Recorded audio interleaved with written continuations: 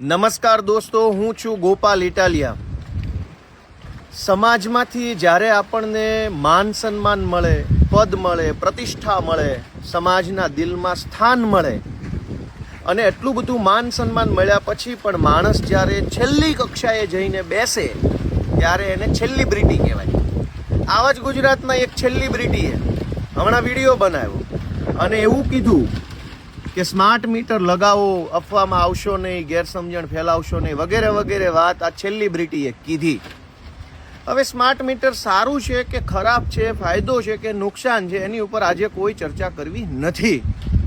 પણ જે સેલિબ્રિટીઓ સમાજને નૈતિકતાનું, સમાજને ધર્મનું, સંસ્કૃતિનું, સંસ્કારનું જૂઠું, ભ્રામક અને બનાવટી જ્ઞાન આપે છે, એવા સેલિબ્રિટીઓને એક સંદેશ આપવો છે કે ભાઈ, ધર્મના હજારો પુસ્તકો છે, વેદો, પુરાણો, ઉપનિષદો, અલગ અલગ ધર્મના અલગ અલગ ગ્રંથોને એટલું બધું વિશાળ નોલેજ છે કે કોઈ ક્યારેય એને પામી શકવાનો નથી. એટલે ઈશ્વરે એક નાનકડો એવો સિદ્ધાંત બનાવ્યો છે, ધર્મનો સિદ્ધાંત, સમાજનો સિદ્ધાંત. એ સિદ્ધાંત એમ કહે છે કે ઈશ્વરે, પ્રકૃતિએ, સમાજે જો તમને બળ અને બુદ્ધિ આપ્યું હોય, કોઈ શક્તિ આપી હોય, બોલવાની, લખવાની, અવાજ ઉઠાવવાની, વિચારવાની, કે બે પૈસા ખિસ્સામાં હોય એ પૈસાની કોઈ શક્તિ તમને જો ઈશ્વરે, કુદરતે આપી હોય, તો એ શક્તિનો ઉપયોગ ગરીબ માણસ માટે, લાચાર માણસ માટે, જેની પાસે એ શક્તિ નથી એના માટે કરજો. તમારા ખિસ્સામાં રૂપિયા હોય તો એ રૂપિયા ગરીબ માટે વાપરજો. તમારા કાંડામાં તાકાત હોય તો એ તાકાત જેના કાંડામાં બળ ન હોય એવા લાચાર માણસ માટે વાપરજો. તમારી અંદર દિમાગ હોય તો એક આમ માણસ, સામાન્ય માણસ માટે તમારું દિમાગ વાપરજો. રૂપિયાવાળા માટે તો રૂપિયા કોઈ પણ વાપરી શકે. એટલે ધર્મનો આવો સિમ્પલ, સાદો, સહજ સિદ્ધાંત જે સમજી નથી શક્યા એવા સેલિબ્રિટીઓ આપણને જ્ઞાન આપવા નીકળ્યા છે. સરકારની તરફેણ શું કામ?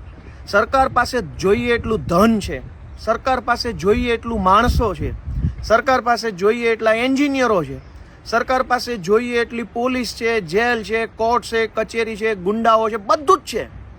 જેની પાસે આ સમાજની તમામ તાકાત છે એની તરફેણમાં ન ઊભા રહ્યો તો વાંધો નથી, એ ખોટું નથી. પણ જેની પાસે કશું જ નથી, ભગવાને આપેલા હાથ, પગ ને મોઢા સિવાય જેની પાસે કંઈ નથી, એવા લાચાર માણસની બાજુમાં જો તમે નથી ઊભા રહેતા તો તમે અધમ કામ કરો છો, પાપ કરો છો, અધર્મ કરો છો. જેની પાસે, અને મહાભારતના યુદ્ધમાં ભગવાન શ્રી કૃષ્ણએ કોનો પક્ષ લીધો?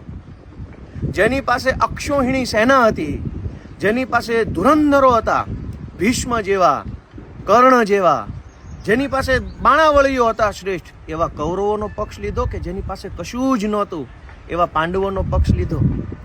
ઈશ્વરે શક્તિશાળીનો પક્ષ નથી લીધો, નિર્બળનો પક્ષ લીધો છે. ઈશ્વરે સત્યનો પક્ષ લીધો છે. તો સમાજ જેને માન સન્માન આપે પછી જે છેલ્લી કક્ષાએ જઈને બેસે એવા સેલિબ્રિટીઓને વિનંતી છે કે ધર્મનું કે સંસ્કૃતિનું સાચું જ્ઞાન આપવાની તો તમારી ઓકાત નથી, પણ કમસે કમ સરકારે ને અમારે શું કરવું એમાં વચ્ચે તમે ખોટા ના પડો. અમે જોઈ લઈશું સરકારનું શું છે અને અમારું શું છે. તમે તમારું એ નકલી જ્ઞાન, વાહવાહી, મોરો ચાલુ રાખો ને ભાઈ. તમે શું કામ અમને જ્ઞાન આપવા હોય? ભગવાન શ્રી કૃષ્ણએ કૌરવોનો, શક્તિશાળીઓનો, જેની પાસે સત્તા હતી, પાવર હતો, પૈસા હતા, પદ હતું, પ્રતિષ્ઠા હતો, એનો પક્ષ નથી લીધો. જેની પાસે કશું જ નહોતું એવા અર્જુનનો પક્ષ લીધો. આજ અર્જુન કોણ છે? સમાજના કરોડો ગરીબ લોકો છે એ લાચાર છે, અર્જુનની ભૂમિકામાં છે, એને સપોર્ટની જરૂર છે. અને વાત સ્માર્ટ મીટર પૂરતી નથી, અનેક અત્યાચારો થાય છે. તમારી અંદર જો સમાજનું આપેલું બળ હોય તો એ બળ ક્યાં તો સમાજ માટે વાપરો, યા તો છાનામાના જે ધંધો કરો છો ધંધો કરો, ઉપદેશ આપવાનો ધંધા બંધ કરો. શું કામ ઉપદેશ આપવો છે ભાઈ તમારે? અને હવે સ્માર્ટ મીટરની વાત કરીએ કે દોસ્તો, એ સેલિબ્રિટીએ પોતાના વિડીયોમાં એવું કીધું કે હવે તો બધું સ્માર્ટ થઈ ગયું, દુનિયા સ્માર્ટ થઈ ગઈ, આ સ્માર્ટ થઈ ગયું, તે સ્માર્ટ થઈ ગયું, બધું સ્માર્ટ થઈ ગયું. એમ સારું કહેવાય. કદાચ તમે કોઈ બીજી દુનિયામાં રહેતા હશો, અમારા જેવા લાચાર, પીડિત, દુઃખી આમ આદમીની દુનિયા તમે જોઈ નહીં હોય, એટલે તમને એવું લાગતું હશે કે દુનિયા સ્માર્ટ થઈ ગઈ. ક્યાં સ્માર્ટ થઈ ગઈ દુનિયા? હમણાં ગુજરાતના એક ડાયરાવાળા ભાઈને તકલીફ પડી હતી, પોલીસે FIR લખવાની ના પાડી દીધી. ક્યાં છે સ્માર્ટ FIR? ઘરે બેઠા બેઠા કોમ્પ્યુટરના 4 બટન દબાવો અને મારી જે કાંઈ રજૂઆત હોય એ પોલીસ સ્ટેશનમાં પહોંચી જાય, એવું સ્માર્ટ પોલીસ સ્ટેશન જ નથી બન્યું. અને વાતો કરો છો દુનિયા સ્માર્ટ થઈ ગઈ, હવે મીટર પણ સ્માર્ટ કરી લ્યો. કઈ દુનિયામાં જીવો છો ભાઈ? મારી બધા જ સેલિબ્રિટીઓને વિનંતી છે કે સમાજે માન સન્માન પ્રતિષ્ઠા આપ્યું છે, મજા કરો, એશ આરામ કરો, ગાડી બંગલા લઈને હરો ફરો, સારા ફોટા પાડીને ફેસબુકમાં મૂકો, બાળ બચ્ચાને સુખી કરો. પણ આ સમાજે તમને જે પ્રતિષ્ઠા આપી છે એ પ્રતિષ્ઠાનો ઉપયોગ સમાજને જ્ઞાન આપવામાં ન કરો. સમાજ એનું કૂટી લેશે. સેલિબ્રિટી બનવાની કોશિશ ન કરો. સમાજના પદ પ્રતિષ્ઠાને જીરવો. સ્માર્ટ બની ગયું છે બધું. કેવી રીતે? એક ગામડાના માણસને પૂછો, એક ખેડૂતને પૂછો કે વીજળી વિભાગની ઓફિસમાં ધક્કા કેટલા થાય છે, કેટલી અપમાનભરી પરિસ્થિતિમાંથી પસાર થવું પડે છે. એક નવું લાઇટનું કનેક્શન લેવા માટે વાવાઝોડામાં કે બીજી ત્રીજી રીતે કનેક્શન તૂટી ગયું હોય તો એનો જોઈનિંગ કરાવવાની અરજીઓ આપીને થાકી જઈએ, કામ નથી થતું. ગામની અંદર એક રોડ બનાવડાવવાનો હોય, કામ નથી થતું. હાથ જોડીને માણસ થાકી જાય છે, લાચારી કરે છે. એટલા હાથ તો કદાચ પોતાના પરિવારના વડીલોને નહીં જોડવા પડતા હોય જેટલા હાથ આપણે અધિકારીઓને જોડવા પડે. ક્યાં છે સ્માર્ટ વ્યવસ્થા? મામલતદાર ઓફિસોમાં સ્માર્ટલી કામ નથી થતું, ગ્રામ પંચાયતોમાં સ્માર્ટ કામ નથી થતું, સસ્તા અનાજની દુકાનોની અંદર લૂંટફાટ ચાલે છે, વીજળી વિભાગની અંદર ખેડૂતોને અન્યાય થઈ રહ્યો છે, નગરપાલિકાનું નામ લેવાય એવું નથી. અને સેલિબ્રિટીઓ એવા ઉપદેશ આપે છે કે દુનિયા સ્માર્ટ થઈ ગઈ. ભાઈ તમે કોઈ અલગ દુનિયામાં જીવતા હશો, તમારી દુનિયા સ્માર્ટ હશે. અમારા લાચારની પીડા ઉપર પાટા મારવાના ધંધા શું કામ કરો છો? મીટર સારું હશે તો અમે એન્જોય કરીશું, મજા કરીશું, બહુ સરસ, થેન્ક યુ.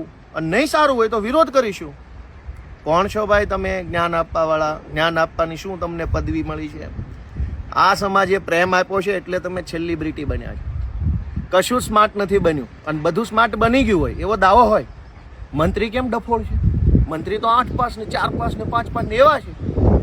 તો જાઓ પહેલા તમે જેની દલાલી ને તમે જેનું સમર્થન કરો એને સ્માર્ટ બનાવો પહેલા, પછી અમારા મીટર સ્માર્ટ નાખજો. મંત્રી ડફોળ અને મીટર સ્માર્ટ, એ કેવી રીતે ચાલશે? એટલે ફરી એક વખત હું યાદ કરાવું, ધર્મનો સિદ્ધાંત, સંસ્કૃતિનો સિદ્ધાંત, આપણી પરંપરાનો સિદ્ધાંત કે નબળાની પડખે ઊભું રહેવું, અસક્ષમ હોય એની પડખે ઊભું રહેવું, અશક્ત હોય એની પડખે ઊભું રહેવું, દુર્બળની પડખે ઊભું રહેવું, લાચારની પડખે ઊભું રહેવું, જેને જરૂર હોય એની પડખે ઊભું રહેવું, જે મહાશક્તિશાળી હોય, જેની પાસે તમામ તાકાત હોય, એના પછવાડામાં ઘૂસવાની કોઈ મહાનતા નથી. એ ધર્મ નથી, એ સમાજ સંસ્કૃતિનું કામ નથી, એ ધર્મનું કામ નથી, એ તો દલાલી છે. એટલે દલાલી બંધ કરો. ઊભા રહેવાય તો દુર્બળ, નબળા, લાચાર, પીડિતની સાથે ઊભા રહ્યો. ન ઊભું રહી શકાય તો જે કાંઈ તમને મળ્યું છે એ વાપરો, મજા કરો, DSLR કેમેરાથી ફોટા પાડો, પણ ગામને ઉપદેશ આપવાનું બંધ કરો.